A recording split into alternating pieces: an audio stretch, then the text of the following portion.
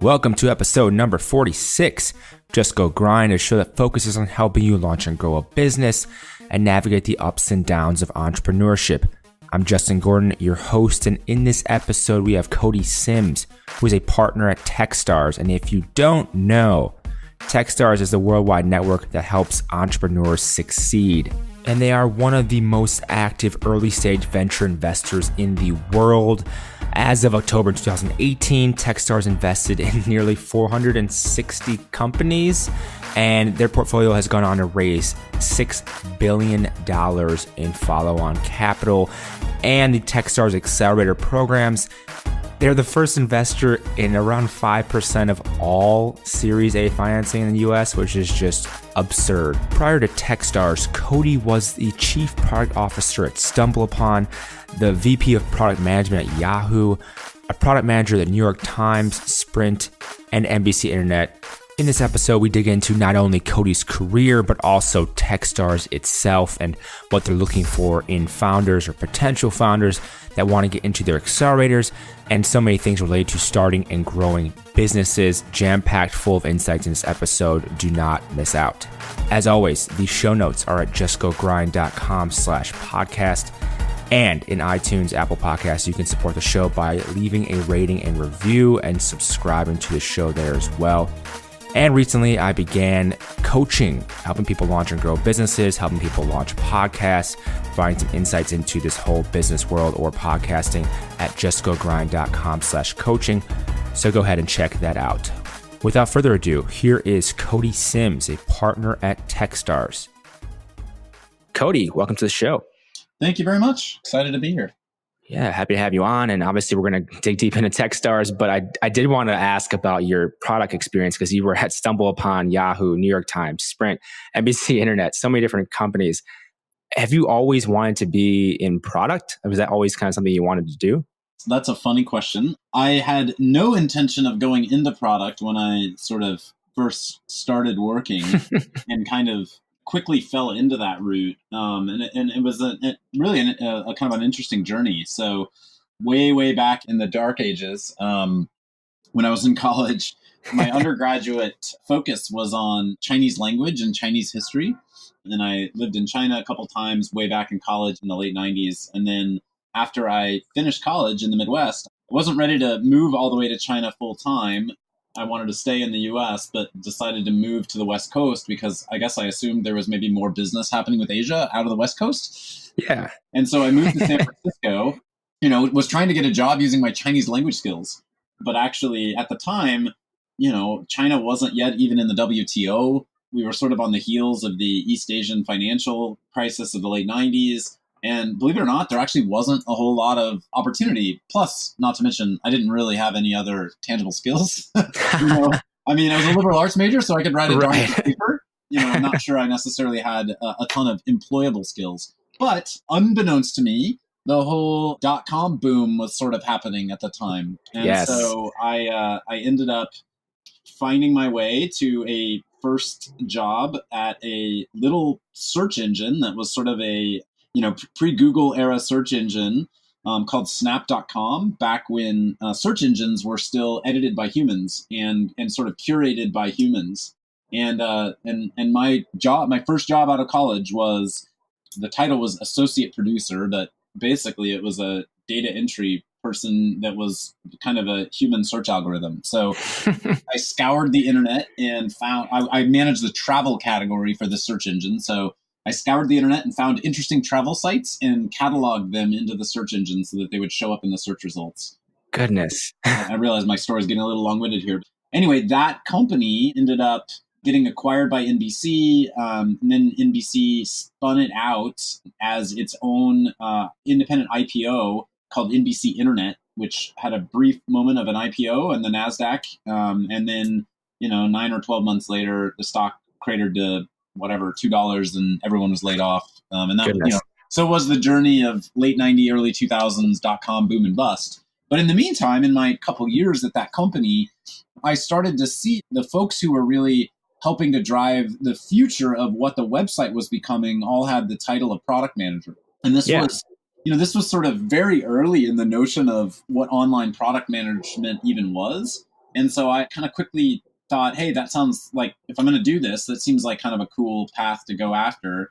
And kind of after 6 or 9 months of doing the, sort of website editing, finding websites and plugging them into the search engine, I ended up transferring to a different group where my job was an associate product manager, and I was responsible for an area of the website that was kind of the equivalent of almost like what Yelp is today to some extent. It was like a local city guide part of the search engine. And so, really took it upon myself to do a bunch of, this is, pre-Google Analytics, pre-Omniture, like there were no web analytics. So I kind of took it upon myself to learn how to access the server logs and figure out like what users actually wanted on the site, and started understanding like what users were looking for, and use that to start to make recommendations on how we should change the page layouts and change the products and stuff. And that was sort of my first exposure to online product management. And then I spent about the next 15 years of my life sort of doing that in various capacities. It's crazy how you fell into that. I mean, you just never know, I guess, where you can go. And it's one of those things where you chase opportunity, it seems like, and good things tend to happen, especially if you give it some time. And you've obviously been at many different companies, and you enjoyed product enough to be there, like 15 years in different roles. But what other like aspects of that did you enjoy the most? Because I'm just curious from a product perspective. Yeah, sure. Well, I mean, product has changed so much. Frankly, I don't even know if I would get hired as a product manager today, because it's such a data-driven, almost technical role right now, in terms of what great product managers are great at. They're really good at good A/B testing and good sort of experimentation. And there's a real skill set there that's now been developed. I mean, back when I fell into it, I'd have to guess maybe a few hundred internet product managers in the world, right? Like it was early times, right? There were only so many websites, and the skill set was brand new. And in fact, one of the things I'm probably most proud of in my career is that I really came of age in the product world at a time when that wasn't even really a career path. It was sort of being defined as we went, much as was the entire internet industry, right? Like how the whole industry worked, how you made money, how you actually built businesses online, like all of that was new. So that was an exciting journey to be part of. And, if you think back of it, like product management before the internet existed was really about printing I'm going back into ancient history here, right? But it was about printing software onto CD-ROMs and, shipping the software onto a CD-ROM that needs to get onto a truck, that needs to get into a Best Buy or needs to get into a CompUSA or the like. And that's how you bought software. Like you didn't download it over the internet. And so then the internet came along, and all of a sudden you could write software and immediately have it go live in front of, millions or billions of people. And the sort of practice of how to do that effectively like changed dramatically over a decade or so, from about mid to late 90s to mid to late 2000s. When I first started in product, I used to write this ridiculous document called a PRD, a product requirements document. That was this like 30 or 40 page document that the product manager would write that actually outlined how the product should function functionally. And then the document would go around and would actually get physical signatures from the head of marketing and the head of sales and the head of engineering and the head of QA, quality assurance, and the head of design or whatever. And then people would actually sign off on it, and then it would get handed to engineering and they would go build it. And then, a month or 2 or 3 later, like you would launch that thing, and hopefully it's what people wanted. Which is so different from today, where you're, doing daily or weekly sprint planning and, writing code and shipping it the same day and getting immediate feedback on if something works. And you've run multiple amounts of, both user testing and A/B testing in production before you actually launch something to your full user base. So that evolution of how all that works really happened kind of I would say that during the 2000s is when that practice of product kind of became at its forefront. Yeah. And in your last few years at Yahoo and then at StumbleUpon, like, did you notice those changes even more as opposed to at the beginning of your career? For sure. I mean, Yahoo actually was pretty darn good about being data-driven in certain aspects of the website. I would say in particular, the Yahoo homepage team was always really good at doing heavy A/B testing, and both in terms of what editorial content to run, and had actually a pretty good personalized algorithm that would choose what articles to show to what people based on sort of individual click preferences. And then also was pretty good at figuring out what type of modules to place in what part of the website in order to showcase the right type of functionality to the right users. And that evolved over time. Like at the, in the early 2000s, like that was not really the case. And like when I was at the New York Times, we were just starting to experiment with I think we probably implemented a company-wide Omniture analytics package during my time there, which was 2003 to 2005. So, all that stuff was just starting to happen. And StumbleUpon was fantastic at running A/B tests and really using data to inform implementation details and changes to the product. Yeah, and I remember using StumbleUpon, and I remember how much I loved that product, actually. It was so much fun to kind of just, you never know what you're going to get from that. And to customize it for each user is so obviously important. And they run so many, so many companies, they run, dozens and dozens of tests simultaneously, trying to figure out and optimize things. And to like the lay person, they have no idea what's going on. But like when you understand it, you're like, oh my God, they're doing so many tests to figure and optimize everything. Well, a lot of that became as bandwidth speeds got up and everyone was connecting through broadband and then over, mobile and LTE networks and whatnot. Your ability to actually implement content changes that were personalized to the individual users and had time to actually go do the back-end lookups to actually create personalization. Right. A lot of that was just the maturation of technology, right? As much as it was companies learning how to properly run those types of technologies. But sort of the notion of personalized content, really started to come about, I would say, in the, kind of mid to late 2000s. And that's where you really saw that start to explode. And obviously now that's what social media is, right? It's highly personalized, highly algorithmically programmed content.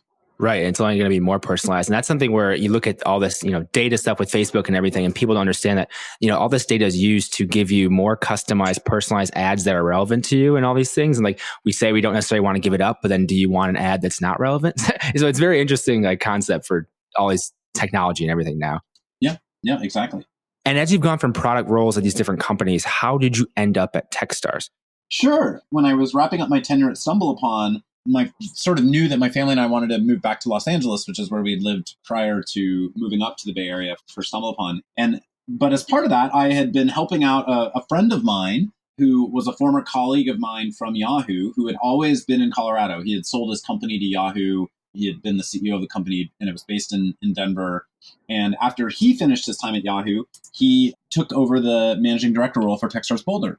And so he was running the Techstars Boulder program, and I'd stayed in touch with him and sort of he invited me to come out and spend some time with the program, meet the companies that were going through it, help mentor them and help, just see if I could be a helpful resource to them.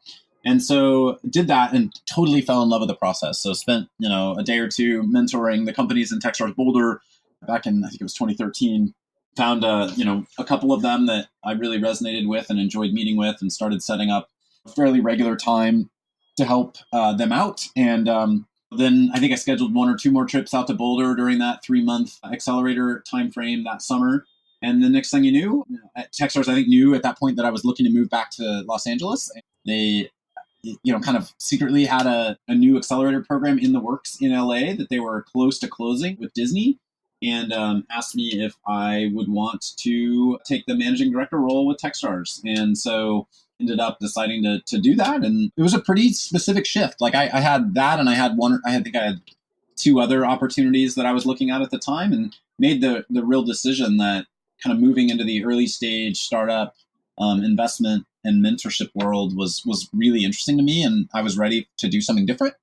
Yeah. And the opportunity to work with, a best-in-class company like Techstars and be able to combine that with, a leading entertainment company like Disney and do that in LA just felt like an opportunity too good to pass up. So, yeah, I guess long story short is, Techstars has a real mantra of give first, which is, the whole startup community exists by helping other people around you and sort of giving without necessarily knowing what may come back your way, but kind of assuming that good things will come back your way at some point. And, I think that's exactly what happened, right? I was sort of giving first and helping out my friend who was running the Boulder program and helping out those startups. And the next thing you knew, a nice opportunity sort of came my way. And now I've been here for almost 6 years. Wow. At the Boulder Techstars, I want to know what type of involvement, you said you were helping out these startups, what types of things were you doing, or challenges were they having back then? I'm just curious if you remember all that. Yeah, for sure. I mean, I think the 2 biggest things that I brought to bear at that point were very much product background, right? Like having built lots of different products and run lots of different product teams and sort of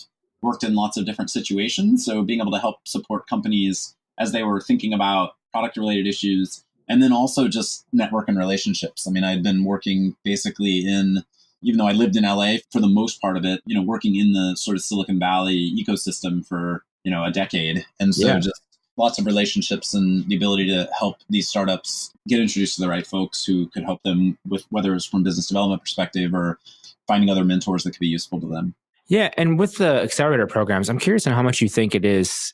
Obviously, you get funding and you get mentorship and you get access to other resources in terms of whether it be people or whatever. Like, what importance, I guess, would you put on the people side of it versus the financial side of it? Like, what are these companies coming to these accelerators for? I'm kind of curious about that.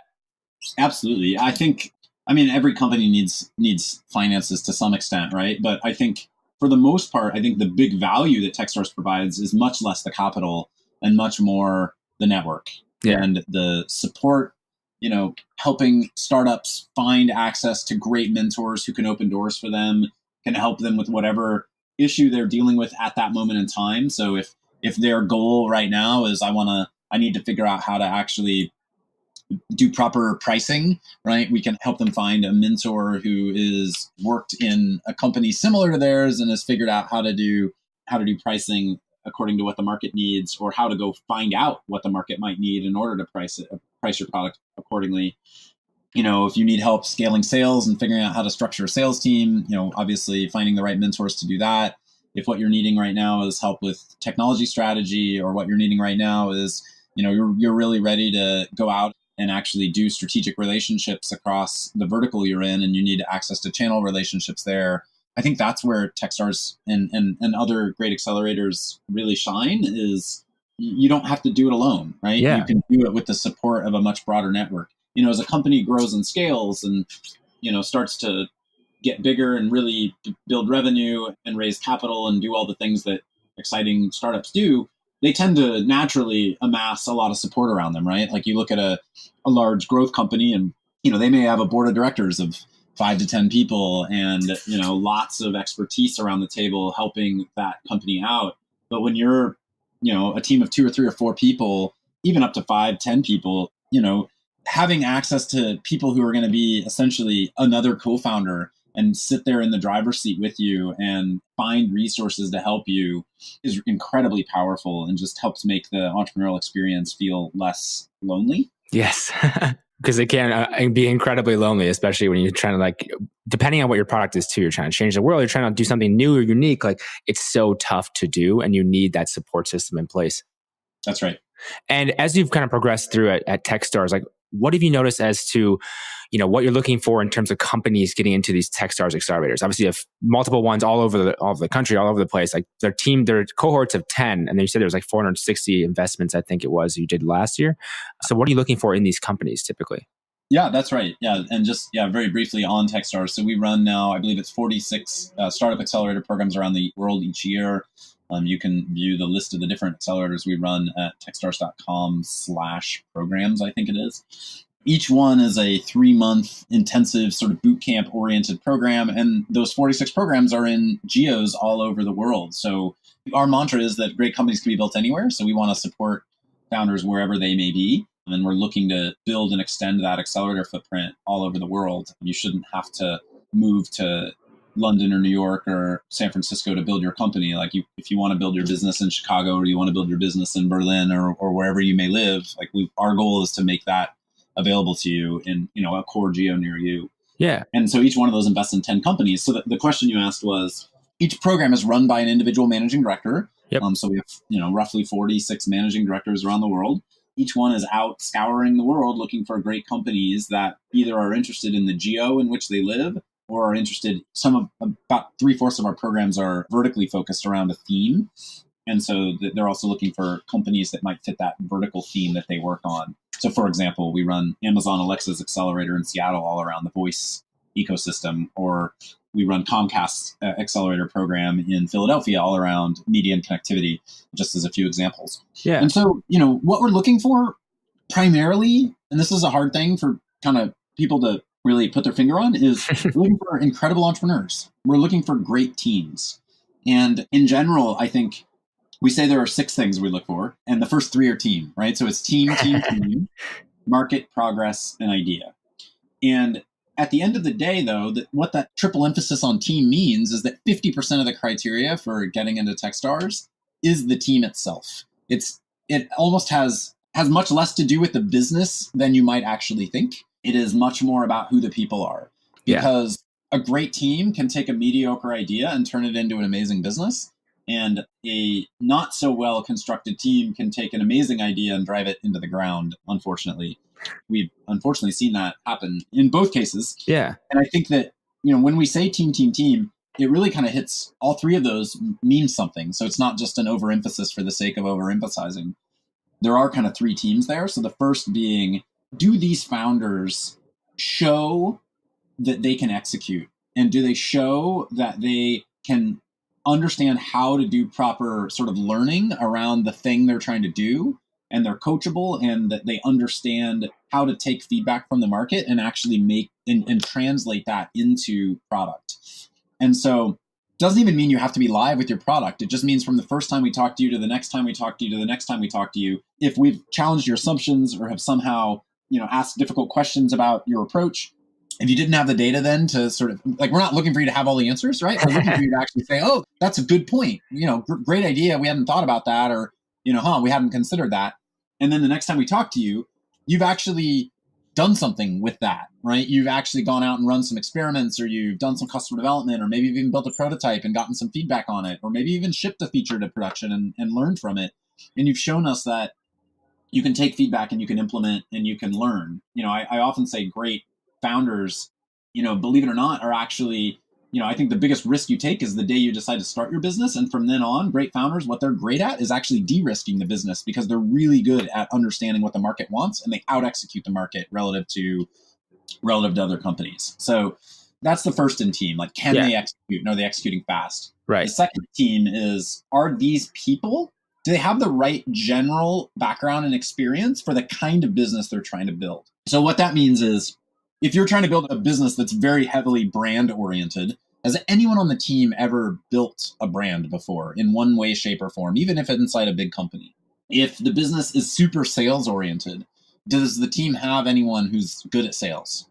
If the business is very product and technology oriented, does the team have good product and technology people, or have they outsourced all the tech?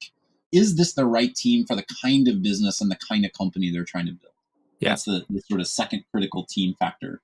And then the third critical team factor is, what is the chemistry between these teammates? How do they make decisions? Have they discussed conflicts with one another? How do they resolve conflicts? There's research that Professor Noam Wasserman, who's now at USC, previously was at Harvard Business School, he wrote a book called The Founder's Dilemma. And in that book, a bunch of his research reveals that roughly 60% of early stage startups fail because of team issues. And so, by actually trying to normalize the chemistry on the team and understand that can really help reduce the risk of failure of the business. And so, we'll often ask really pointed questions, like looking the CTO in the eye and say, with the CEO sitting right next to him or her, and say, why are you the CTO? Why aren't you the CEO? How did you guys decide that was the right focus area for each of you? And see how they react to that. And if they laugh nervously and don't have a great answer, they've maybe actually not specifically talked about it. But if the CTO is able to say, oh my gosh, well, that's obvious because, I love to build product and sort of talk to customers and be heads down with technology. And my co-founder over here, is the vision person and is great at raising money and great at rallying support behind the company, then, they're comfortable in their roles. You'd be surprised how often that is not the case in an early stage company. So anyway, those are the 3 teams. Happy to talk about market, progress, idea, if those are useful as well. But yes. By all means. Yeah, go ahead. Sure. Yeah. So, market, I think these other 3 are somewhat more self-explanatory. Market is this an interesting growing market that has some degree of change happening within it? Is it one that has some tailwinds where rising tides are going to float all boats? Or, if it's a market with headwinds, does this company have a unique opportunity to kind of roll up and actually help people in the industry who might be struggling? Right. So one way or the other, is it a dynamic market, I think? And is it big enough? Like, is the opportunity there? And one of the critical things investors have to do is sometimes see the market opportunity slightly different than the founding team might even, right? So the investor might have some insight into how the market is changing that may play to the advantage of the founding team that the founding team isn't even seeing yet. And that's fine. Yeah. Right. As long as the founding team still has general interest in that market and kind of how it could evolve. And then progress is, again, from the first time we meet you to the next time we meet you, it's similar to execution. Are you continuing to push the ball forward, or are you still pitching me the same sort of slide deck that you shared with me 3 months ago, but you haven't shown demonstrable progress in the business? Right. So just showing that you can actually go out there and make stuff happen on your own, because so much of being a startup founder is actually creating something from nothing. The definition of the word startup. Yes. And then idea is actually a more personal one than people maybe fully appreciate. Is as an investor, like, you have to care about the thing that the company is working on, right? You're going to spend the next 7 to 10 years of your life working with these founders. And that's actually often the hardest one for founders to fully appreciate. Is you may have an amazing team and be working on something really powerful in a big market, but if the investor you're talking to just isn't personally interested in that space, then it may just not, it maybe isn't meant to be, right? And so there is a bit of a personal preference around idea and sort of, is this a thing that is interesting to me or to others that does matter in getting an early stage company funded? Yeah. And to that point of, knowing what the VC is interested in and trying to figure out that side of it out, like, what do you think, what type of research, I guess, then should these startups or entrepreneurs and everything be doing on the accelerator they want to apply to, or the VC they want to work with? What type of research should they be doing? What should they be thinking about? Well, I think in this day and age of social media and publishing and this, that, and the other, like, a lot of people are like, that is how a lot of investors actually source companies, is they put little breadcrumbs out there in the internet world about the kind of stuff that's sort of piquing their interest at that moment in time. And so, some of that is just doing your homework on who you're about to talk to or who you're trying to reach out to and seeing if they're interested. You can also look at their portfolio and what are other companies that they funded. Most investment firms, obviously publish their portfolio online, or you can go to Crunchbase or other sources like that to find that. And kind of general rule of thumb is you shouldn't reach out to someone who's invested in a direct competitor of yours, but if it's along similar industry lines or along similar thematic lines, then that could make a lot of sense, because it might mean that investor sort of views the world the same way you're thinking about it. Yeah. And one of the things I always wanted to dig into with Techstars, and I asked you a little bit when you were actually at USC, but the companies that don't get accepted into the accelerators, can you describe more of that flow of companies and what you do for the companies that don't get into the accelerators? Of course. I mean, which, is a lot, right? We have roughly about a 1% acceptance rate. So, 10 companies out of roughly 1,000 per program is sort of the general math. Right. And so we are, we're trying to give individual feedback to startups when they don't get accepted around why. And the general rule of thumb is, if any startup writes the managing director or gets in contact with them, if they do get the sort of notice that they weren't accepted and asks why or what feedback they have, the managing director should reply and share, some sort of insight about the business.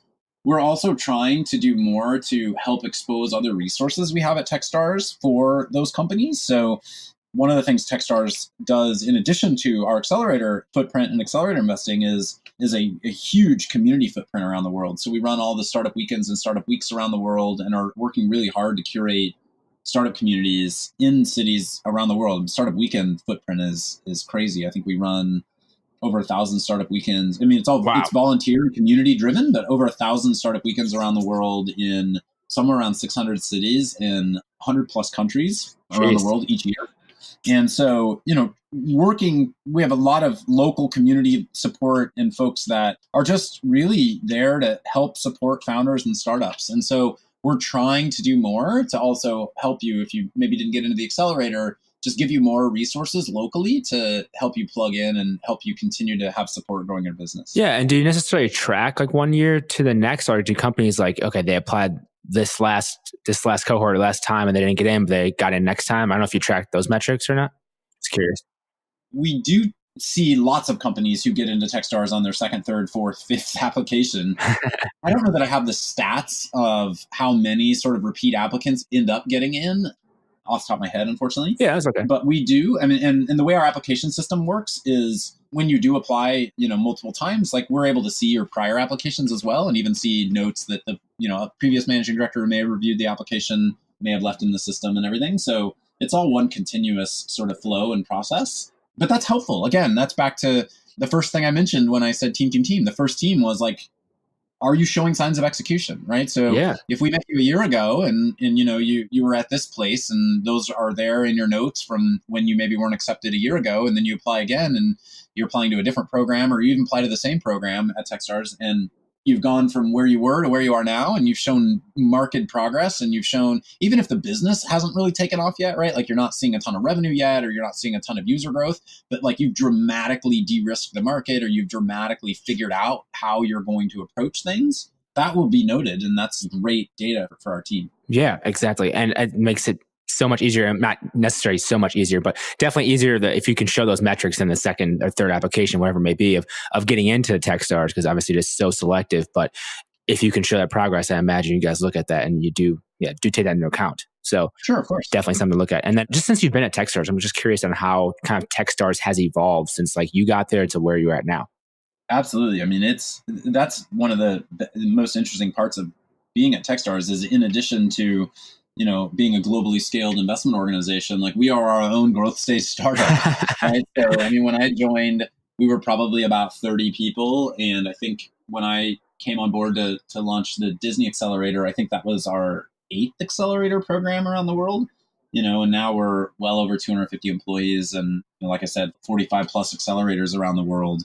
So, pretty tremendous growth. And as part of that, it's been bringing on our own sort of executive team at Techstars and like learning in our own way the kind of culture we want to be as we grow the business of Techstars. And like we've had a bunch of best practices that have come out of our own growth that I recommend to startups all the time in terms of how they should scale out their leadership teams, how they should run staff meetings, how they should communicate internally. We're a massively distributed organization. I think we have 30 plus locations in 13 countries around the world, and like full-time offices. And so like how we, stay in touch with each other and communicate and share information without all being in a common office, like that is mirroring how a lot of companies are built today. And so, I think there's been a ton of learnings just on our own operational growth that we're able to share back to our companies as they're growing as well. Yeah. And some of those things are like Techstars Music, and then the recent Techstars Starburst Space Accelerator, which, I mean, exciting programs. Can you talk about those at all? Of course. Yeah. So here in LA, we currently are running 3 different accelerators. So we run Techstars LA, which is our horizontally focused program that is run by a woman named Anna Barber, which is all focused on primarily companies that want to build a network in Los Angeles, right? Companies that are interested in growing their Southern California presence. Yeah. This summer will be the 3rd Techstars LA program that we will have run. We also have Techstars Music, which is in session right now with our 3rd Techstars Music program. That's run by a guy named Bob Mazalowski.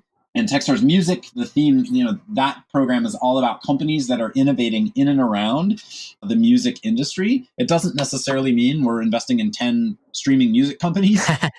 We've had companies in the music program over the last couple of years that have been everything from, facial recognition, a company called Blink Identity that actually announced a pilot with Ticketmaster during the program last year to pilot technology of your face is your ticket using facial rec, which is pretty cool. Wow. To companies that are doing full generative AI to actually create music as AI. So all sorts of interesting technologies in the music space, and that's a very global program. We have companies from all over the world that come to LA for that program, and we run that program in partnership with a number of the major record labels and major management promotion companies in the music space as partners. And then the Techstars Starburst Accelerator, we just announced. Yes. Techstars Space Accelerator, we just announced a couple weeks ago. And that program is very exciting. It's in conjunction with a number of leading aerospace companies.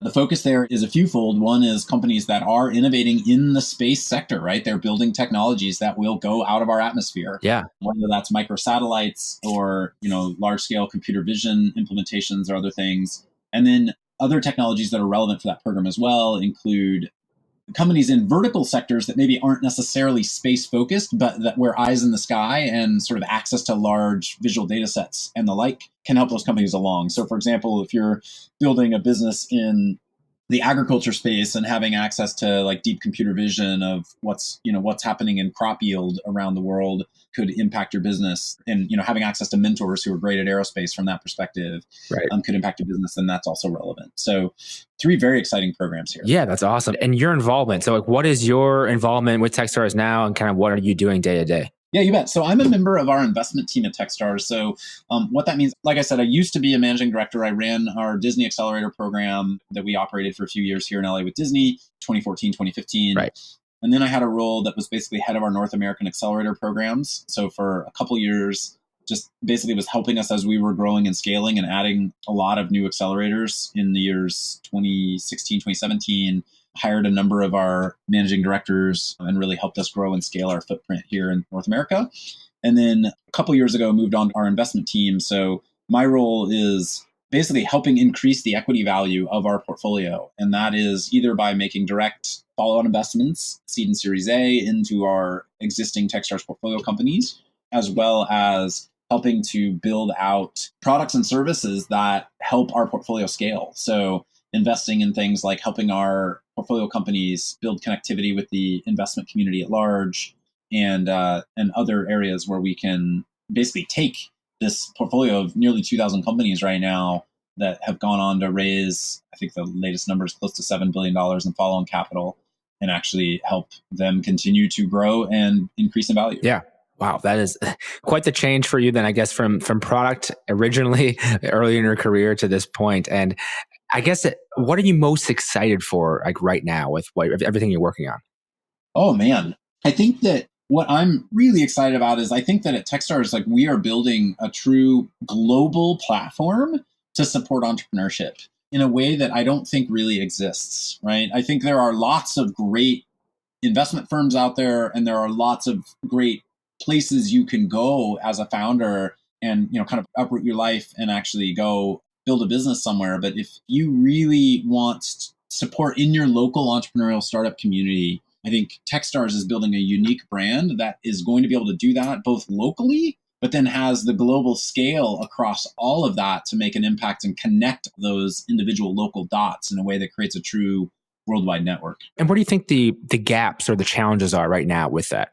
The biggest one is it's reducing by the day. Yeah. But the biggest one is just access to people in kind of non-core markets, people who have seen scale before and who have grown something notable before. I think it's one thing to have a great idea and kind of get it to this stage where it's starting to scale. But at some point, as you're building a business, you do need access to people who've kind of been there, done that. And so, Right. Obviously, if you're in the Bay Area, you're in New York or somewhere like that, like there are people like that in spades. But if you're in smaller metros and smaller geos, there are fewer of those people. And I think that is changing as we're now 30 years into, the internet and sort of internet scale technology, like being a thing. You are starting to see more and more people who maybe spent 10 years in the Bay Area or spent 10 years wherever, like moving back home or moving into, a smaller city. And so, those skill sets are starting to be more transferable. And I just think we're getting to the point where distributed workforce and everything is much more possible than it used to be. But that still is the biggest problem that I think companies have as they grow, is just access to skilled talent. Yeah. And another thing I'm trying to think of with the founders and these people all over the world, essentially, obviously they need more resources, and Techstars has done a great job with that, with being all around the world with accelerators all everywhere. And I guess I'm curious if there's any other resources, maybe outside Techstars or even just like online platforms and stuff that, founders or potential founders can go to learn more, to like understand how to build a team, to understand how to grow a company, or even just getting the first few steps in. Like any other resources, I guess, you suggest to them? Yeah, a couple of resources that are kind of my go-to sources, right? So one is on the fundraising side, any founder who is trying to raise capital for the first time absolutely should read Brad Feld's book, Venture Deals. It is, it sounds dry, but it's actually a really quick and easy read and quite well written. And it really breaks down how, all the structural sort of components of a term sheet and a venture financing deal. I actually still listen to it on Audible about once a year, just while I'm driving around, commuting around LA, just to keep me fresh and make sure I'm always sort of on point with each of the items in there. So it's a great read. Another is the law firm Cooley. On their Cooley, they have a website called Cooley Go that is a bunch of resources for early stage startups. First of all, they have a great blog, and then they have a ton of good resources on just best practices docs around financing. I do tend to see, particularly at the earliest of stages, founders, who end up with some wonky docs and things like that when they maybe have a deal being led by an angel who maybe hasn't done a whole lot of work in the early stage technology world before and isn't used to what are quote unquote standard deal terms. So the Cooley Go website is a good way for a founder to just kind of double check, hey, I'm getting a term sheet. How do these terms translate to what kind of is industry standard? And I would say Cooley, and as well as the NVCA, the National Venture Capital Association, both are doing a pretty good job now of sort of trying to standardize a lot of those terms in a world that was completely black box and non-standard a decade ago even. Right. Other resources that are good, there's just, depending on what vertical you're in or what type of business you're building, there's just so many great bloggers and things out there now. So, if you're building a SaaS business, like following the SaaStr blog. Yeah, there's so many specifics exactly with different industries, different verticals, whatever it may be, that you can get help from in that way. So I think that's important to note. Yeah, whatever, depending on what you're building. And one of the things I'm just kind of curious I hadn't brought up yet was obviously you're focused on these companies that can scale and companies that can grow massive. But how often do you have in these accelerators, have you seen previously, I know you're on a different side of it, but companies that just were like not really VC backed company material, but they could be awesome like lifestyle businesses? Have you seen that frequently or not really? That is a great question. Absolutely. And venture isn't for everyone, right? Like not every business should strive to be a venture scale business. And I think that we actually probably artificially condition entrepreneurs to think that they need to be venture scale when that isn't necessarily the kind of business everyone wants to build. And, we do try to help our founders while they're in Techstars figure that out. Like if they are there and they decide, hey, the kind of growth at all costs is not really the kind of culture I want to build, right. That's okay. And, we'll help and support them and try to help them find a path to that. Maybe you've only ever raised a few $100,000 of early angel money to kind of get you going, but you've scaled the business to 10 or 15 or $20 million in annual revenue. Like that's amazing. That's a huge win that everyone should be happy about. Right. There are a couple of movements underway that are pretty interesting. If you've ever heard of indie.vc, it's run by infamous on Twitter as @Bryce, BRYCE. Okay. He's building a whole structure around how essentially a company can actually build some alternative financing to where at some point along your journey, if you realize that this probably isn't going to be a venture scale type of business, that there are still ways to get some liquidity back to your investors, even if it's not at the sort of venture scale markup that an investor may have been thinking they were looking for when they first made the investment. Yeah. Things like that I think are great and will probably only continue to get more popular. Yeah, it's such an important thing to know that there are many options for entrepreneurs. And like you said, that not everyone's going to be a venture-backed company, like by any means.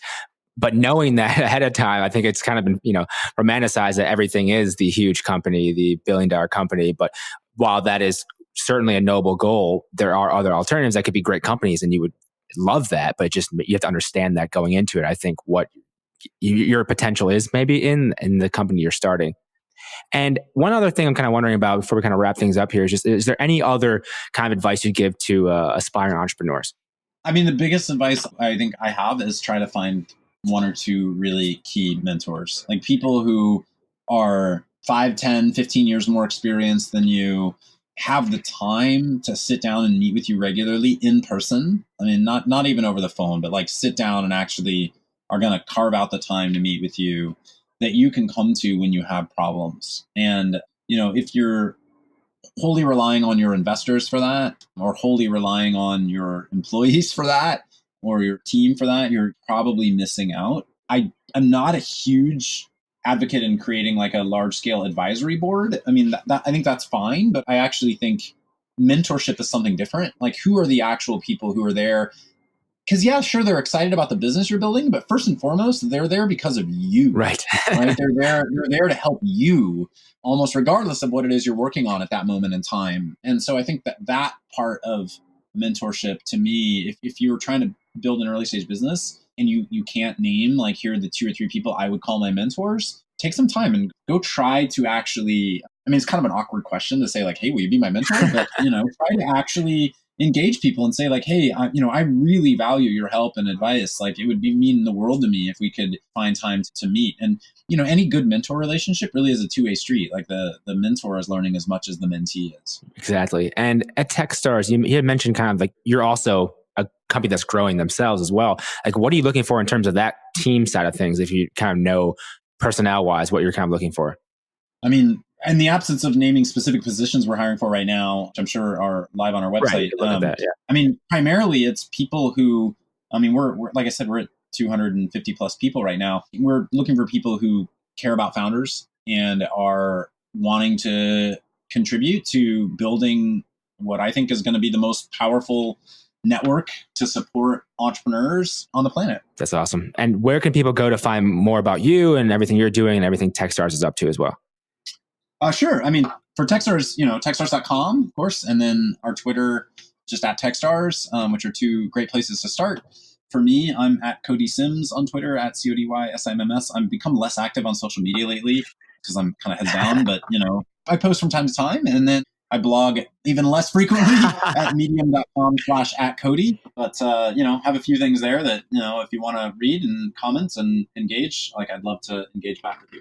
Awesome. Cody, thank you so much for the time today, man. Absolutely. Thank you very much. Thank you so much for listening to this episode of Just Go Grind. As always, the show notes are over at justgogrind.com/podcast. And you can support the show over at patreon.com/justgogrind. And please leave a rating and review over on iTunes. It does help more people find the show. Hope you enjoyed this episode. Have a great day.